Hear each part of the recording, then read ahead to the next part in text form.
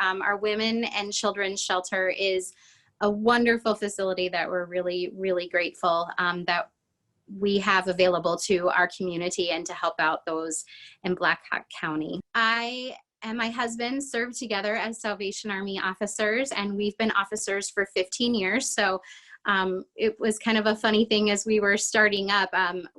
In the Salvation Army, you get promotions in your rank according to your years of service.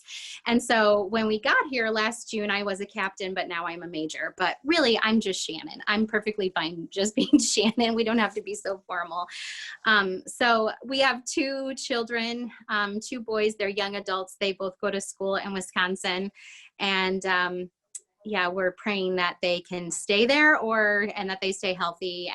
But so far, so good with both of them. And it's just a weird time, certainly, isn't it? So, but we're thankful that they're lovely young people who are working toward their goals in life, and it's pretty exciting. But after having them both in our house since March, I'm sad to say we're not sorry to see them go a couple of weeks ago.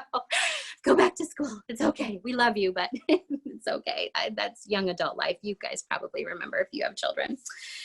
Our women and children's shelter opened in the mid 2000s when we purchased it as the Salvation Army. Before we had it, it was a domestic violence shelter. And so it's really kind of set up, we laugh often that it's kind of set up like Fort Knox here. We're kind of out of the way.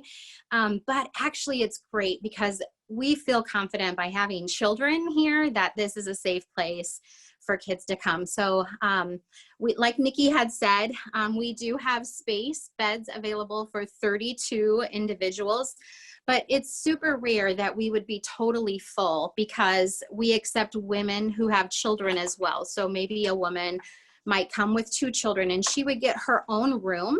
And so where there would normally be 4 people in that room, there would only be 3 people. So you understand how that goes. Even if we have a mom with 1 child, they get their own room.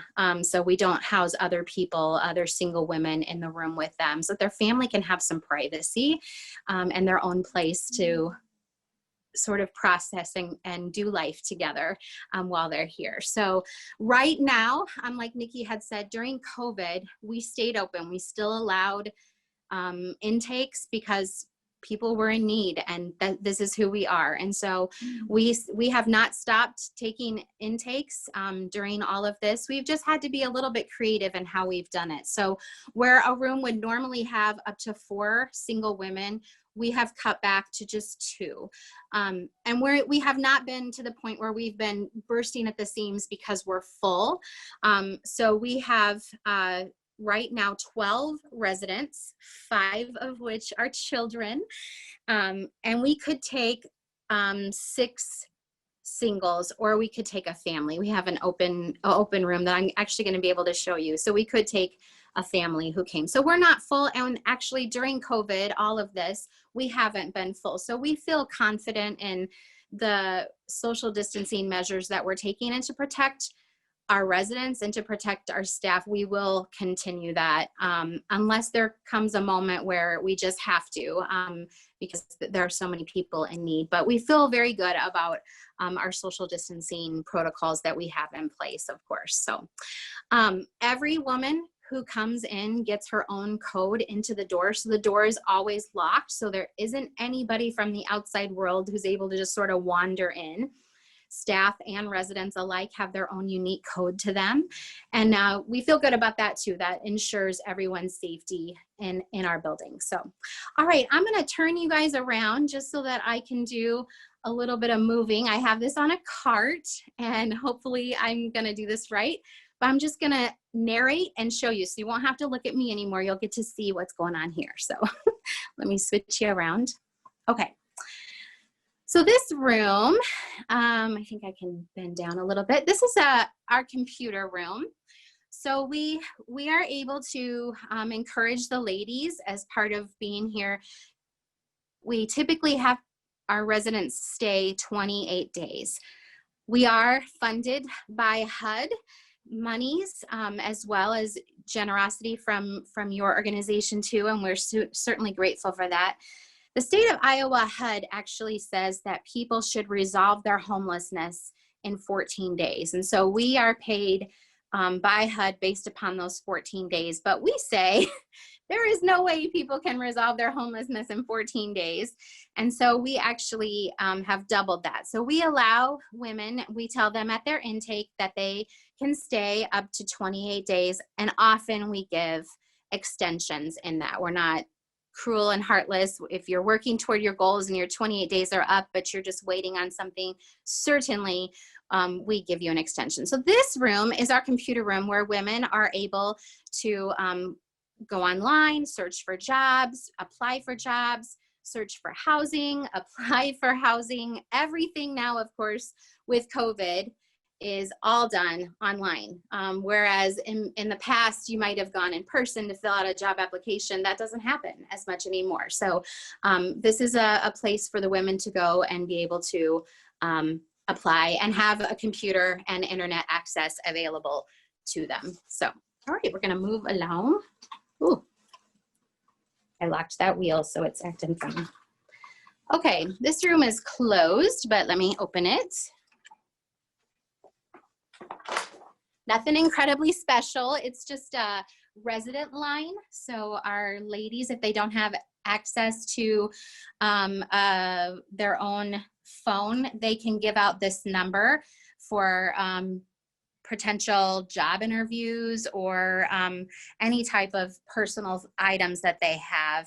And then it's not answered by a Salvation Army person. So if they want to reveal that they, or they want to conceal, excuse me, that they are staying at the shelter, that resident line would ring and the residents answer it for each other and then get each other as they need it. So, and it's helpful, of course, then they don't have to come in the office and wait for the main line to be available or tie up the main line if they have an important phone call that they need to make. So they have privacy, they can go in that room, make their phone call, do whatever they need. So we're happy to have that available to them.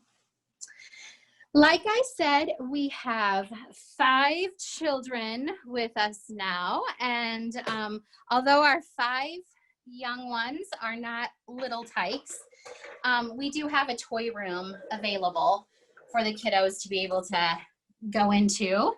And then their toys, of course, aren't all over the world. Then they're kind of contained in here too, and they have their own little space to be able to enjoy playing and doing all the fun things. We have a great book center where even just the other night, I saw a mom sitting in a chair reading some books to her little one, and it just brought me back to my kiddos being little and all those days. So yeah, we're happy. This is a nice, good, big room too that they can have to play. So we're super happy that, you know, and then if we have other single women in here, they're not also like, oh, your kids are playing in the main area and bugging everybody. Not that I would think kids certainly don't bug me, but you know, that's not for everybody. So yeah, they can come in and have fun. And then of course, all of our residents have a chore that they have to do. So a mom who has kids in here would be given a chore of making sure that the toy room is clean. And additionally, because of COVID, sanitized, all the toys sanitized at the end of the day as well. So yeah. All right, any questions so far? Switch you around and keep going. Okay. All righty, heading in here. Oh, I wanted to show you, of course, as the Salvation Army, one of the things that we do is we provide lots of additional resources available to our residents. And one of those things, of course, is pastoral care. My husband and I are ordained ministers. We are the pastors at the Salvation Army. And we want to allow and encourage residents to have some personal, confidential pastoral care. We don't like force anyone to do that, but we certainly encourage them. And when I meet with the ladies, I offer an opportunity to maybe reconnect them with a faith church, maybe that they had, or a faith family that maybe they had been involved in the past. Or of course, we offer rides for our services on Sunday mornings. And it's just a really great opportunity to get to know the ladies. As being administrators and pastors of the Salvation Army, it can help with some of the misconceptions that there's someone at the, top enforcing all the rules. It just sort of breaks down some of those things. And quite frankly, it's just another opportunity to support the women and the children who are here. It doesn't always revolve around faith. Of course, I ask the ladies usually, like, tell me about how faith has played a role in your life. But it's just a really good opportunity for the women to be able to share confidentially,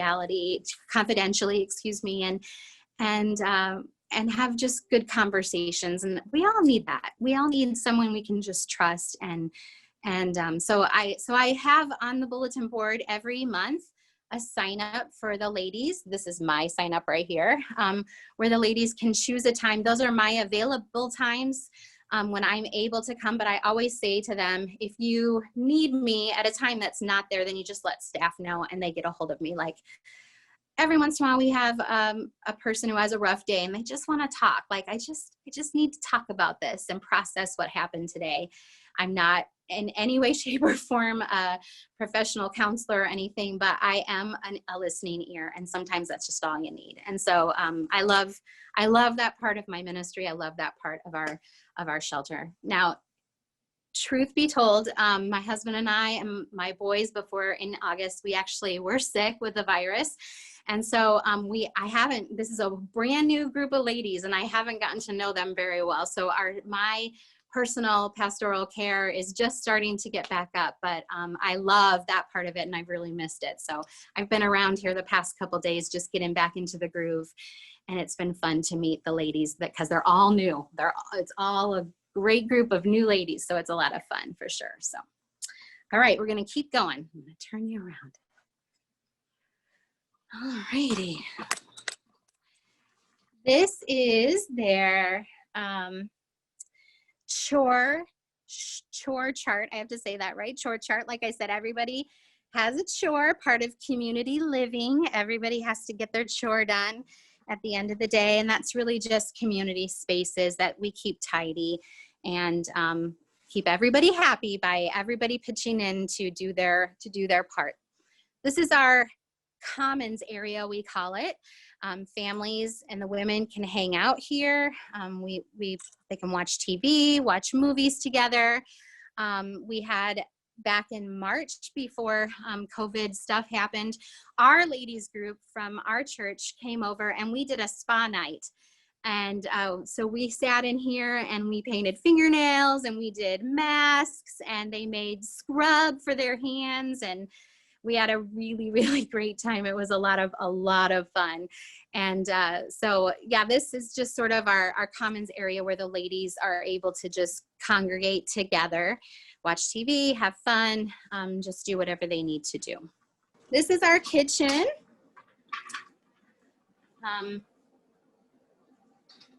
You still got me, right? Had a little glitch. Okay.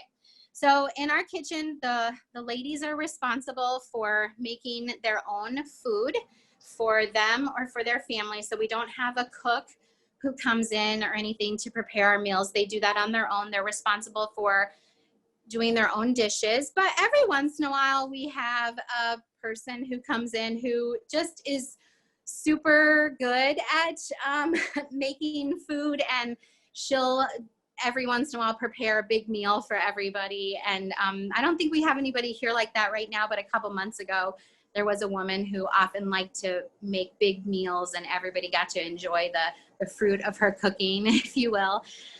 So we have families who, of course, eat in here, and we don't necessarily assign a time, although we had discussed if during COVID, if that was going to be necessary for us to assign a time for families and for the women to be in here. It hasn't been necessary, to be honest with you, because they all just sort of figure out. It's not a huge kitchen, as you can see behind me, although we do have 2 stoves. So yeah, they just sort of figure out if somebody's in there, they're not in there for a long time, and then they go in and do what they need to do. So it all works out. We do ask the women not to provide their own food because we want them to save their resources. So we do, in conjunction with the food bank, provide food for them. This is the community pantry where anything in this room would be eligible for the ladies to be able to use for themselves or to cook for their own meals. But as you can imagine, we can't always get absolutely everything that a woman might want or might need at the food bank. And so if we are not able to go to the store, if it's just something like she's in the mood for spaghetti, but we don't have tomato paste or whatever the case may be, then the women do quite often go to the store and get their own needs. And so they have their own earmarked place, both in the refrigerator, in the freezers, and in dry storage, where they're able to keep their own food, where it's marked off based upon their room number. So I'm going to show you that real quick. So this in here with their own storage. So if I'm in room B, say this shelf would be mine, or this, if I'm the second resident, if I'm the third resident in that room right now, it's just one resident, two residents in room B. So they're able to store their own food in here where it's their food, and nobody else takes it because it's in their spot. And yeah, that's where they keep those things. And as you see, things that we're maybe not able to provide, somebody really likes Lucky Charms, so they have their own Lucky Charms in there, of course. So, and sometimes, you know, children's snacks and things like that, they also keep in there. But we, of course, want to encourage them as much as possible just to save their resources for when they go out and get permanent housing. That's really the goal for sure. Okay, I'm going to show you a room. This is an empty room right now. We're saving it should a family, sorry, that's a door thing. Should a family come and have need for shelter, we're saving this room for a family. So we have other double occupancies that are open that we could put people in. So there's, as you can see, room for 4 people in this room. And if it were a single room, we'd only be using 2 of the beds for social distancing. As you can see, a person on the top and bottom bunk, we wouldn't be able to social distance them very well. So each room has their own vanity where they're able to brush their teeth or, you know, whatever needs they have at the sink. And then there are also personal lockers available for each resident as well. So if they're sharing a room, they can lock any valuables that they have up in their locker so that nobody gets into it. I'm sure nobody does that, you know, but it happens, of course. So they can ensure, especially medicine, quite frankly, if there are women who have medicine, we want to make sure that they are able to lock up their medicine when they're here. So, all right. Going over the bump. It's the hallway. So they have their own vanity in each of their rooms, but 2 rooms do share a bathroom. And in the bathroom, I didn't open it just in case a resident was back and I didn't want to impose on their personal time there. But they would share a bathroom. In the bathroom, there's a tub, shower combination, and then a sink, of course. And behind me, I can flip it around. Behind me here, right here, this is a handicap bathroom that's available for people to be able to use. So if we have need of that, the ladies can use that. Okay. So we have laundry facilities right here on site. So there's 2 washers and 2 dryers. And when we're full, we actually have to put up a schedule just so that people know you have this hour or these 2 hours to do your laundry, and then it's someone else's turn. Community living can get exciting that way, of course. So they have to stay within their time. But right now, while we only have 12 residents, it doesn't get too bad throughout the 7 days of the week. They work it out.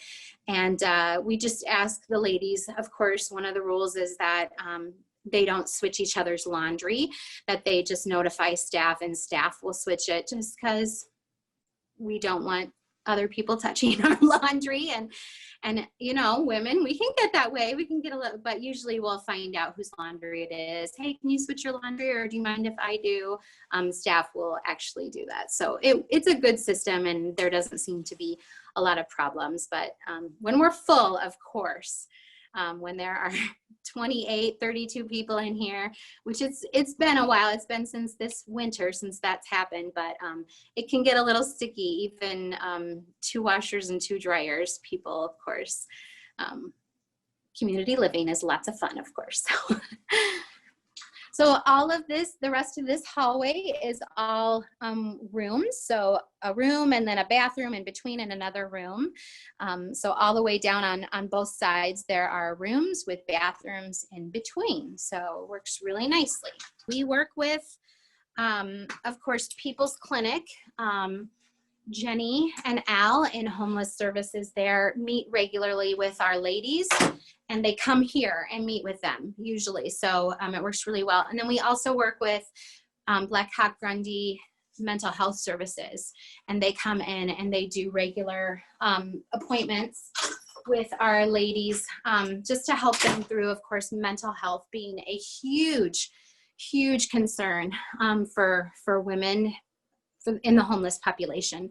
Mental health is a huge concern. So, but not that. And then as far as transportation, yes, that is probably, this facility is wonderful. We are on South Hackett off of, you know, in between University and Rainbow, and it's a beautiful facility. But if there was one complaint that I had, is that there isn't resources in walking distance for the ladies. So transportation, even getting on the bus isn't an easy jog for them. But we do have bus passes available. We've sought out some donations and some grants that have been available and earmarked just for donations. So in regards to medical appointments and job interviews and going to jobs itself, we do have some bus passes that we are able to offer the ladies. Of course, that's always as long as it lasts. And but we've been blessed since we've been here. There have not been times where we've run out. We've been able to keep our supply, and that's mostly, thankfully, due to our grants, not only from Community Foundation, but also we receive United Way funding specifically for that too. So we're really thankful. We've just had to put our minds to how we're going to resolve that issue. But yeah, I often think if we were at a different location, like our men's shelter is right by the Salvation Army's main office on Franklin.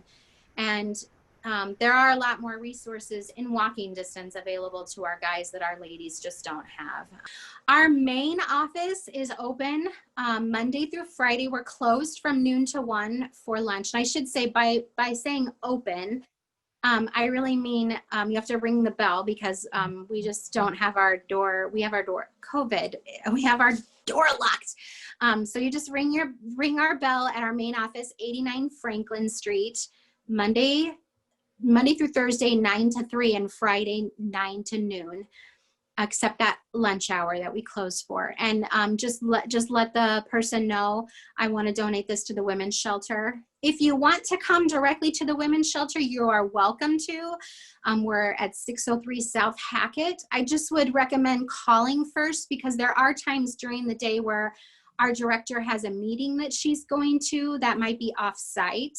And so there might not be anybody here during the day to answer the door. And especially if you need a receipt for a donation, I'd hate for you to get in that situation. So I usually just let the front office, the main office on Franklin, know that this is for the women's shelter. And then we make lots of great trips back and forth, getting donations where they belong so that they're in the right hands.